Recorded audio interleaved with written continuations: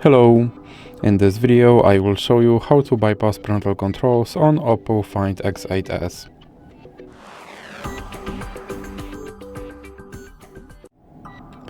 So you have to start by opening your Google application, then click on your avatar and click on Google account.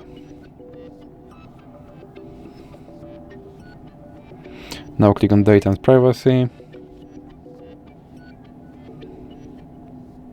And you have to scroll all the way down and click on Delete your Google account. And here you have to enter your lock screen pattern. And you have to scroll down and check these two checkboxes. Then click Delete account.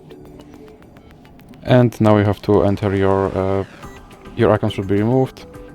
And let's open, for example, Google Play Store and click Sign In. And here you have to enter your lock screen pattern. And now you have to enter your email address. Then click Next. And as you can see, my account is deleted, so I have to click Next to recover it.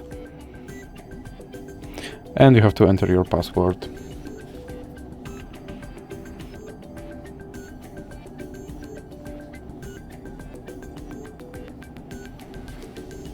Then click I agree. And something went wrong, so click Next, and you have to enter your email address again. Then click Next, and enter your password again.